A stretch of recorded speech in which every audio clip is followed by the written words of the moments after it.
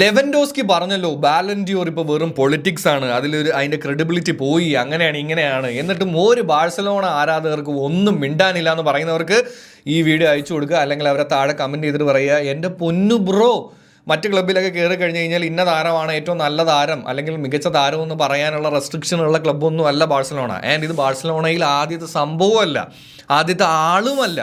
അപ്പോൾ അതെല്ലാം പറഞ്ഞു തരാം. നമ്മുടെ കണ്ടൻസും കാര്യങ്ങളൊക്കെ ഇഷ്ടമാണെന്നുണ്ടെങ്കിൽ ഒന്ന് കൂടെ കൂടുക. അപ്പോൾ ആരാണ് ലെവൻഡോസ്കിയെക്കാളും അല്ലെങ്കിൽ അതിനേക്കാളും ഒക്കെ മുമ്പേ ബാലൻഡിയോറിൻ്റെ ക്രെഡിബിലിറ്റി പോയി എന്ന് പറഞ്ഞിട്ടുള്ളത്, അല്ലെങ്കിൽ അതിൽ വലിയ കാര്യമില്ല എന്ന് പറഞ്ഞിട്ടുള്ളതെന്ന് ചോദിച്ചു കഴിഞ്ഞാൽ, ബാഴ്സലോണ എന്ന് പറയുമ്പോൾ മെസ്സി എന്ന് നമ്മൾ ഓർക്കുന്നത് പോലെ തന്നെ ജുവൻ ക്രൈഫ് എന്ന് പറയുന്ന ഒരു കോച്ചുണ്ട്, നമുക്ക് പ്ലെയർ ഉണ്ടായിരുന്നു. അതും നമ്മുടെ ഓർമ്മയിലേക്ക് വരുന്നൊരു ആൾ തന്നെയാണ് അല്ലേ. Is A legend.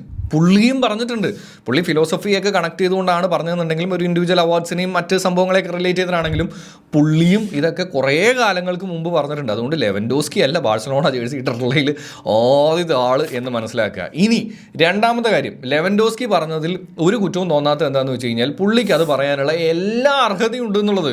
കോവിഡ് എടുത്തുകൊണ്ട് പോയത് ആരുടെയും കുറ്റമല്ല. അപ്പം അത് ഞാനൊന്നും ഇത് പറയുന്നില്ല, പക്ഷെ എന്നാലും അത് പുള്ളി ഡിസേർവിങ് ആയിട്ടുള്ളൊരു മനുഷ്യന് കിട്ടാതെ വരുമ്പോൾ പുള്ളി അത് പറയുന്നതിനകത്ത് നമുക്ക് മനസ്സിലാക്കാവുന്നതേ ഉള്ളൂ. പക്ഷേ ലോകത്ത് മെസ്സിയെ മാറ്റി നിർത്തി കഴിഞ്ഞ് കഴിഞ്ഞാൽ ഏറ്റവും കൂടുതൽ തവണ ഈ അവാർഡ് വാങ്ങിച്ചിട്ടുള്ള ഒരാൾ പറയുകയാണ് ഇതിൻ്റെ ക്രെഡിബിലിറ്റി പോയി, ഇത് റോബ്ഡാണ്, അല്ലെങ്കിൽ അങ്ങനെയാണ് ഇങ്ങനെയാണ് എന്നൊക്കെ പറയുമ്പോൾ അവിടെയാണ് നമ്മളെല്ലാവരും ഇതിനെ ചോദ്യം ചെയ്യുന്നത്. ഇല്ലാന്നുണ്ടെങ്കിൽ ഇത്രയും പ്രശ്നങ്ങൾ ബാലൻഡിയോറിന് തോന്നുന്നുണ്ടെങ്കിൽ ഈ പറയുന്നത് പോലെ തന്നെ മെസ്സിയെ മാറ്റി നിർത്തി കഴിഞ്ഞാൽ ഏറ്റവും കൂടുതൽ അവാർഡ് വാങ്ങിച്ചിട്ടുള്ളത് ആരല്ലേ, ആ അവാർഡ്സ് എല്ലാം അങ്ങ് തിരിച്ചു കൊടുക്കുന്നേ.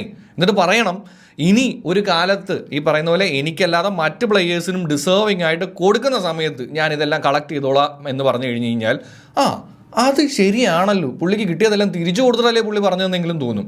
അല്ലാന്നുണ്ടെങ്കിൽ മെസ്സിയെ മാറ്റി നിർത്തി കഴിഞ്ഞ് കഴിഞ്ഞാൽ ഏറ്റവും കൂടുതൽ അവാർഡ് മേടിച്ചിട്ടുള്ള ആൾ പറയാണ് ഈ അവാർഡ് വിശ്വസിക്കാൻ കൊള്ളൂല കേട്ടാ എന്ന് പറഞ്ഞാൽ അത് നമ്മൾ വിശ്വസിക്കണോ? താഴെ കമൻറ്റ് കറോ.